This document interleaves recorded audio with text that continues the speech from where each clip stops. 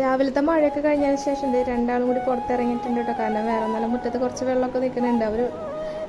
അവരിറങ്ങണേറ്റ് മുന്നേ വെള്ളമൊക്കെ കുറച്ച് നല്ലതായിരുന്നു കേട്ടോ. അത് ഇറങ്ങി കയ്യും കാലിട്ട് അടിച്ച് ഇതാക്കിയോടുകൂടി വെള്ളത്തിൻ്റെ കളറൊക്കെ എങ്ങനെയായി എന്ന് വെച്ചാൽ മണൽ പ്രദേശമാണ്. അപ്പോൾ പിന്നെ എന്താ പറയുക, വെള്ളം ഇങ്ങനത്തെ ഒരു കളറിലാണ് കിടക്കുക കേട്ടോ.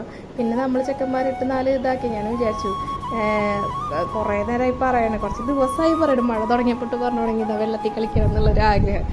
ഒന്ന് ഇറങ്ങിക്കോട്ടെ എന്ന് വെച്ചിട്ട് ഇറക്കി വിട്ടതാണ് കേട്ടോ. പിന്നെ പെട്ടെന്ന് തന്നെ ഈ വെള്ളം വറ്റുകയും ചെയ്യും. കുറച്ച് നേരം നിൽക്കോളൂ നമ്മൾ മുറ്റത്തിട്ട്. വെള്ളം ഇങ്ങനെ കണ്ടെങ്കിൽ തോന്നും തീരെ പറ്റില്ല എന്നൊക്കെ ചോദിക്കും. ഒരു അരമണിക്കൂറിൻ്റെ ഉള്ളിൽ എങ്ങനെയായാലും വെള്ളം മുഴുവൻ വറ്റി പോകണ്ട.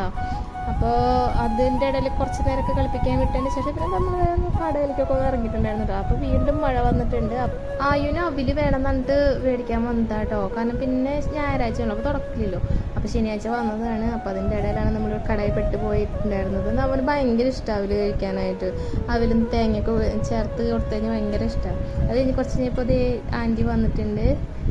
ആൻറ്റി എന്താണെന്ന് വെച്ചിട്ടുണ്ടെങ്കിൽ ആൻറ്റി 2 ചേച്ചിമാരുണ്ട് കേട്ടോ. ആൻറ്റി ഉണ്ണികൾക്ക് ടോയ്സും കാര്യങ്ങളൊക്കെ കൊണ്ട് വന്നതാണ് കേട്ടോ. കുഞ്ഞിപ്പെണ്ണ് അവിടെ കയറി വലിയതിൽ ഇരിക്കണൊക്കെ ഇട്ട് അവിടെ ആൻറ്റി വെച്ച് കൊടുക്കുന്നുണ്ട് കേട്ടോ. ഹെയർ ബാൻഡ് ഒന്നും മിണ്ടിയൊന്നുമില്ല. ആൾ വലിയതിൽ വെച്ചത് എന്തുകൊണ്ടാണോ കേട്ടോ, അത് പോണവർ ഊരിയിട്ടൊന്നും ഉണ്ടായിരുന്നില്ല.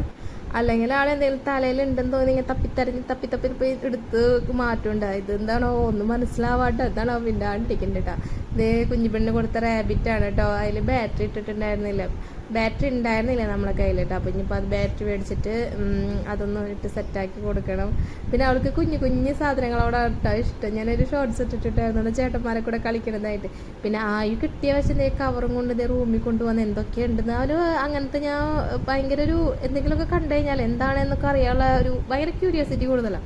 അപ്പോൾ അതൊക്കെ എടുത്തുകൊണ്ട് വന്ന് പിന്നെ ആൻറ്റി പോയതിന് ശേഷത്തെ ചേട്ടനും മക്കളൊക്കെ കൂടി ഇപ്പോൾ അവളും കളിക്കാറായിട്ട്. അല്ലെങ്കിൽ ആദ്യമൊന്നും അങ്ങനെ ഇരിക്കാറില്ല. ഇപ്പോൾ ചേട്ടന്മാരിരിക്കുമ്പോൾ ചേട്ടന്മാരെ കൂടെ ഇങ്ങനെ കുറേ നേരമൊക്കെ ഇരുന്ന് അതും ഇതൊക്കെ തപ്പിത്തരഞ്ഞൊക്കെ ഇരുന്നോളുണ്ട്. കുറച്ച് നേരമൊക്കെ അങ്ങനെ നേരം പോയി കിട്ടും. പഠിക്കാതിരിക്കുമ്പോഴാണെങ്കിലും അതെ. അപ്പോൾ അവൾ കൂടെ വന്നിരുന്നോളും ആൾ. പിന്നെ കുഞ്ഞിൻ്റെ ടോയൊക്കെ എടുത്ത് മാറ്റിയിട്ടാ, വേറെ ഒന്നല്ല. ഇതും അതെ കേട്ടോ, നല്ല ഭംഗിയുണ്ടായിരുന്നു. ഇങ്ങനെ സൗണ്ട് ഉണ്ടാവുന്നതാട്ടോ. ഇങ്ങനെ കിളിക്കല്ല ആയി കാണിക്കണില്ല, ആര് കാണിക്കണില്ല, അതിങ്ങനെ ആക്കുന്ന ഒരു സൗണ്ട് ഉണ്ടാവും കേട്ടോ.